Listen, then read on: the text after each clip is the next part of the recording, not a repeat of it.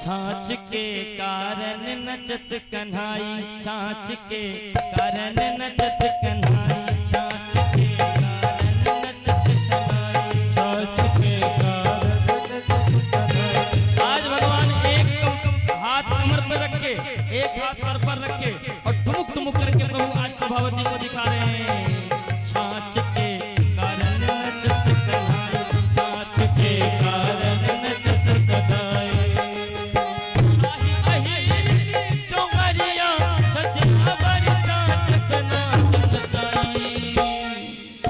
छाछ के कारण नचत कन्हाई, छाछ के कारण नचत कन्हाई, छाछ के कारण नचत कन्हाई, छाछ के कारण नचत कन्हाई, छाछ के कारण कन्हाई।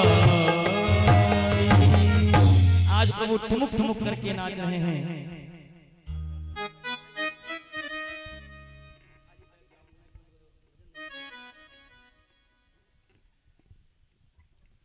आज प्रभु ठुमुक ठुमुक करके प्रभावती को नाच दिखा रहे हैं और प्रभावती मस्ती से देख रही है। इधर ग्वाल बाल बाहर खड़े हैं। भाई क्या हुआ? अभी तक हमारे सेठ जी, हमारे अध्यक्ष जी बाहर नहीं आए, क्या बात है? जरा देखना चाहिए। ग्वाल बालों ने जैसे ही थोड़ा झरोका खोल करके देखा तो क्या देखते हैं कि अध्यक्ष जी पकड़े गए, अंदर बढ़िया नाच रहे हैं।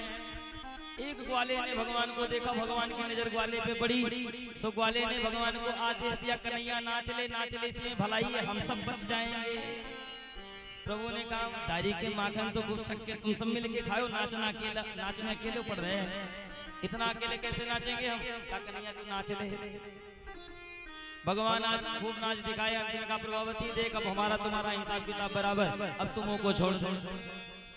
प्रभावती ने कहा कन्हैया यही तो हमने सीखा नहीं, तेरा नाच बिल्कुल पसंद ना है, चल तेरी शिकायत करूं, साथ में चल। हाथ पकड़ लिया भगवान ने कहा प्रभावती दिमाग मत लगा। प्रभु ने कहा दिमाग? प्रभावती ने कहा दिमाग? अरे बहुत क्या चीज देना है सोना कि पकड़ के लाना, पकड़ के लाना। आज सबूत के साथ पहुंच रही हूँ, चल तू मेरे साथ। अब लेकर के चल पड़ी। प्रभु भी मन में सोच रहे हैं कि आज तो चोरी पकड़ी गई, ये मानने वाली ऐसे है नहीं। प्रभु ने कहा प्रभावती देख, बीच बाजार से लेकर के तू जा रही है तो को शर्म वरम ना आवे? चौपट्टा सो मुंह खोल के खींचती लेके जा रही है दूसरे मर्द का हाथ पकड़ के, शर्म ना आवे तो को? तो प्रभावती ने कहा वो छोटी मुंह बड़ी बात, काय बात की शर्म? कहा तेरे सास ससुरिया ब्रज में डोल रहे तो को शर्म ना आवे? ने घूंघट कर ले। अब भाई ब्रज का घूंघट, प्रभावती ने कहा चलो लाला कह रहा तो घूंघट कर ही लेते हैं। घूंघट को इतना लंबा किया कि ब्रज का घूंघट अब आगे कुछ दिखाई ना पड़े। तब तक क्या देखा कि प्रभावती का देवर पीछे से आ रहा था, ये इसी मंडली का सदस्य है।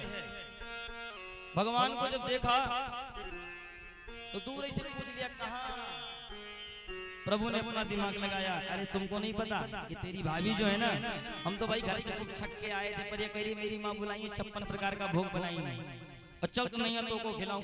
अब भाई मुझे तो बिल्कुल भूख ना है, पर ये जबरदस्ती लेके जा रही है, तू बता मैं क्या करूं? कहा लाला मैं 3 दिन हो गया कुछ नहीं खाया, अगर मौका लगे तो मुझे ही भेज दे। भगवान ने कहा जाना चाहता है? हाँ प्रभु भेज दो। तो कहा लाइन में लग जा। अब पीछे से लाइन में जाकर के प्रभावती का देवर भी लग गया, आगे वो हाथ पकड़ के लेके जा रही है। प्रभु ने कहा प्रभावती देख, इस हाथ में मेरे दर्द होने लगा, इस हाथ को छोड़ दे, नहीं तेरी शिकायत मैं यशोदा मैया से करूंगी कि यानी मेरे हाथ पकड़ के ही मोड़ दियो। अच्छा प्रभावती को दया आ गई, हो सकता है कन्हैया कोमल है, नरम कलैया है, छोटो सो लाला है, दर्द हो रहा होगा। अच्छा ला कन्हैया दूसरा हाथ पकड़ा दे। जैसे ही हाथ छोड़ा दूसरा हाथ पकड़ाने वाला हुआ तो देवर को बुलाया, जल्दी आजा मौका बढ़िया है, और देवरे का हाथ पकड़ा दिया। तो कहा बोलना कुछ नहीं, सीधे चले जाओ, मौके पे पहुंचोगे खूब 56 भोग काटोगे। इधर प्रभावती हाथ पकड़ करके लेके नंद भवन पहुंची और भगवान कन्हैया दौड़ करके आगे से नंद महल में पहुंच गए। मैया यशोदा देगा मैया मुझे तो बड़ी भूख लगी है, कुछ जोर की कुछ खाने के लिए दो। अच्छा देखो आज पहली बार भगवान ने यशोदा मैया से खाने के लिए कुछ मांगा। यशोदा मैया तुरंत लेकर के बढ़िया माखन मिश्री मेवा मिष्ठान इत्यादि लेकर के आई, प्रभु को दिया। इधर प्रभावती पहुंच गई, यानी यशोदा बाहर आओ, बहुत कहती थी पकड़ के लाना पकड़ के लाना, देख आज पकड़ के लाई हूं तेरे लाला को। अब भगवान माखन खाए, मैया यशोदा का मुंह देखे, मैया क्या तेरा और कोई भी लाला है? यशोदा मैया ने कहा तू कैसी बात करे लाला, मेरा तो एक ही लाला है, वो तू। अच्छा तो ये गोपी किसके लिए बोल रही है? तू माखन का मैं देख के आती हूँ। मैया यशोदा बाहर गई, प्रभावती खूब खरी खोटी सुना रही है। यशोदा तू बहुत कहती थी ना, देख आज सबूत के साथ में आई हूँ। कहती थी पकड़ के लाना, पकड़ के लाना, चोरी करती पकड़ा तेरे लाला को।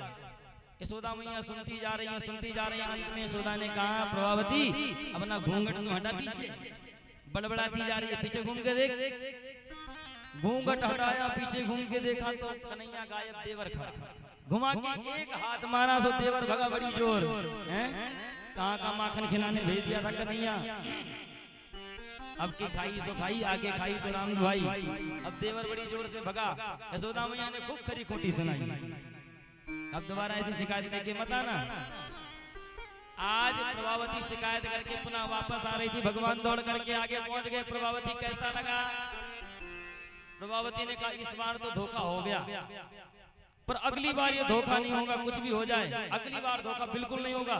भगवान ने कहा प्रभावती अगली बार दिमाग मत लगाना, इस बार तो तेरा देवर बन के आया हूँ, अगर तू अगली बार ऐसे फिर करेगी तो तेरा खसम बन के आ जाऊंगा तेरे साथ।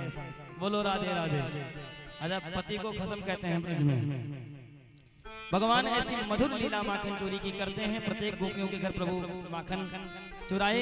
माखन तो एक बहाना था, प्रत्येक गोपियों के मनोरथ को पूर्ण करने के लिए प्रभु ने इस माखन चोरी की लीला को किया।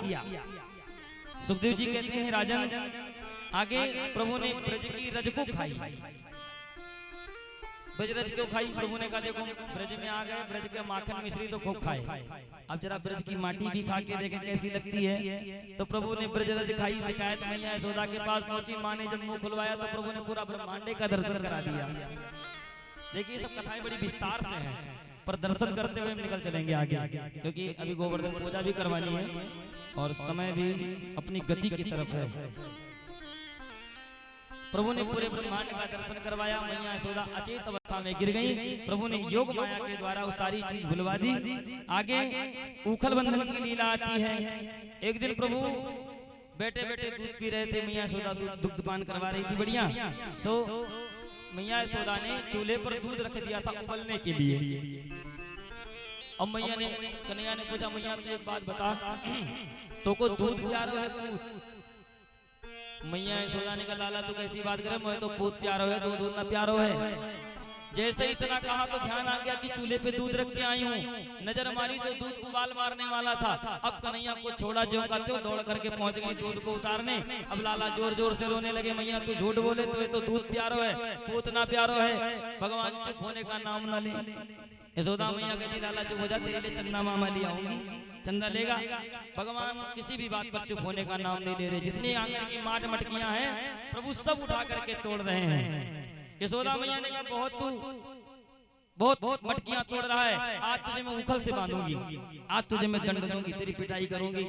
छड़ी लेकर के और मैया यशोदा कन्हैया को पकड़ने के लिए पीछे से भाग रही है। प्रभु आगे आगे भाग रहे हैं आंगन में, और यशोदा मैया दौड़ दौड़ के पकड़ना चाहती हैं, पर प्रभु हाथ में नहीं आ रहे हैं। सुखदेव जी कहते हैं राजन, सारे ब्रह्मांड को नचाने वाला परमात्मा आज देखो खुद एक माँ के भय से भाग रहा है, दौड़ रहा है। दर्शन कर लो जी भर के।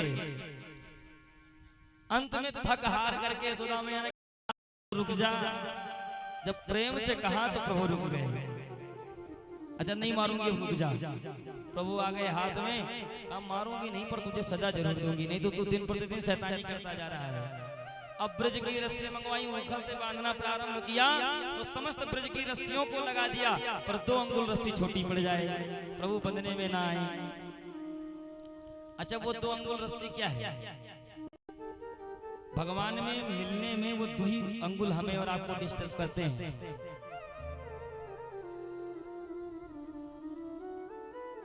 पहला तो है अहंकार।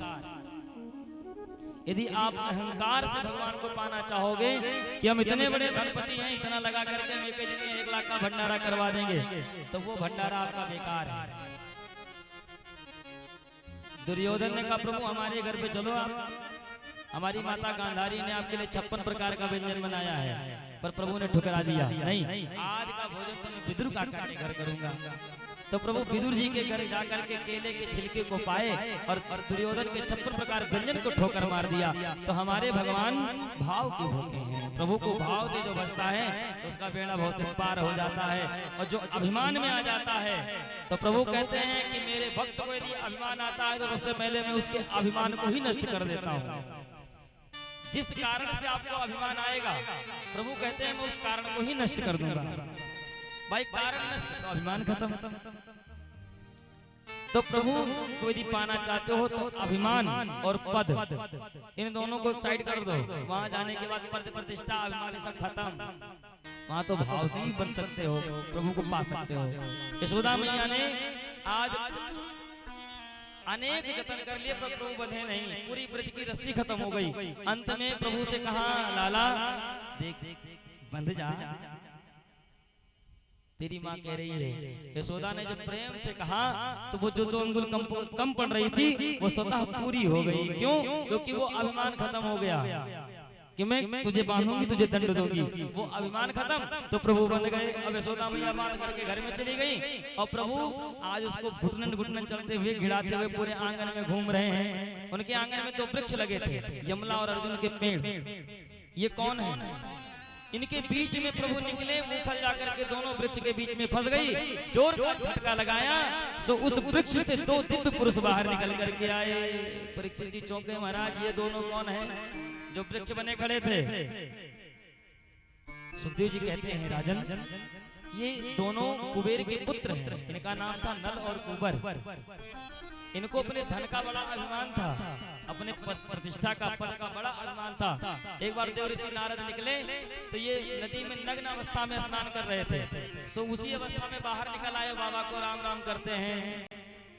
नारद जी क्रोध आ गया कि तुम कुबेर के पुत्र होते हुए भी तुम्हें संतों का सम्मान करना नहीं आता। जाओ, तुम्हें श्राप देते हैं कि तुम वृक्ष बन जाओ। तो कुबेर के पुत्र होते हुए यमला और अर्जुन के वृक्ष बने। चरणों में गिर करके क्षमा मांगी, महाराज हमें क्षमा कर दो, बहुत बड़ी गलती हो गई, हमारा उद्धार कैसे होगा? तो नारद जी कृपालु महात्मा है, उन्होंने कह दिया भाई जब भगवान आएंगे भगवान के ही माध्यम से तुम्हारा उद्धार हो जाएगा। जब प्रभु कृष्णा अवतार लेकर के आएंगे। सो राजन ये वही कुबेर के पुत्र हैं नल और कुबर, जिनका आज प्रभु ने उखल लीला के माध्यम से इनका उद्धार किया। बोले भक्तवत्सल भगवान की।